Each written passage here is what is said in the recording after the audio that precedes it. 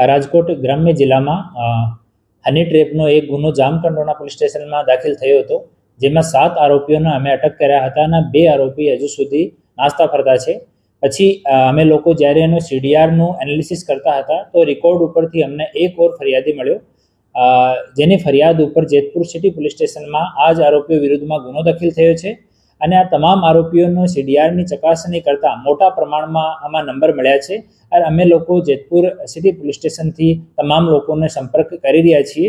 હું ફરીથી લોકોથી અપીલ કરું છું કે જે પણ લોકો આ ગેંગના ભોગ બન્યા હોય, આ હની ટ્રેપ કરવાવાળા લોકોના ભોગ બન્યા હોય, તો આમાં તમારે સામે આવીને તમારે ફરિયાદ કરો આપ લોકો. હું આપને અપીલ કરું છું અને સાથે સાથે હું ખાતરી આપું છું કે આપની પ્રાઇવેસીનો, આપની સામાજિક પ્રતિષ્ઠાનો પોલીસ ધ્યાન રાખશે.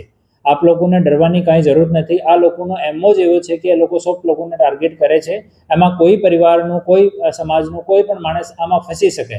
તો આમાં કોઈ માણસની ગલતી નથી. તો આ લોકોથી ડરવાથી બિલકુલ બી ડરવાની જરૂર નથી. 2 ગુના દાખલ થયા છે. ઓર આપ લોકો સામે આવશો તો આમાં ઓર ગુના દાખલ થઈ શકશે. આમાં સેમ એમો છે કે એ લોકો મેસેજ કરે છે સોશિયલ મીડિયા ઉપરથી. એ લોકો કોઈ પ્રતિષ્ઠાનનું એડવર્ટાઇઝમેન્ટ કરતો હોય તો ત્યાંથી એ લોકો નંબર લે છે. પછી એ લોકો ત્યાં જઈને એક વખત રેકી કરે છે કે માણસ કેવો છે, ઉંમર કેટલી છે, પ્રતિષ્ઠાન કેવો છે. પછી એ છોકરીઓ મેસેજ કરે છે કે હાય, હાઉ આર યુ, હું આવી હતી તમારા અહીંયા દુકાન ઉપર અને મને સારો લાગ્યો, એમ કરીને વાતોમાં ફસાવે છે. પછી એ લોકો મળવા માટે બોલાવે છે કે હું અમારી ફૂઈના ઘરે જાઉં છું, હું અમારા મામાને ઘરે જાઉં છું અને આ બાજુથી હું રોડથી ગુજરું છું, તમે અમને ડ્રોપ કરી શકશો, એવી વાતો કરીને એ જો ભોગ બનનાર છે એને ટ્રેપ કરે છે. પછી જ્યારે ભોગ બનનાર આવી જાય તો આ ગેંગની જો મેમ્બર છે લેડી, આ શામાંથી ઇનિશિએટ કરે છે કે માણસનો હાથ પકડવો અને માણસ સાથે ઇન્ટિમેસી કરવો, એ શામાંથી ઇનિશિએટ કરે લોકો. અને જ્યારે એ લોકો ઇનિશિએટ કરે એવી ત્યારે જ ગેંગના બીજા માણસો આવે છે અને ભોગ બનનાર સાથે મારકૂટ કરે છે, ભોગ બનનારને પ્રેશરમાં લાવે છે, ધમકીઓ આપે છે, FIR કરાવવાની ધમકી આપે છે, રેપના ખોટા કેસની ધમકી આપે છે. અને પછી ભોગ બનનારની ઇકોનોમિક સ્ટેટસ જોઈને એ લોકો પછી બાર્ગેનિંગ કરતા હોય છે કે કેટલા રૂપિયા આથી માંગવાના છે.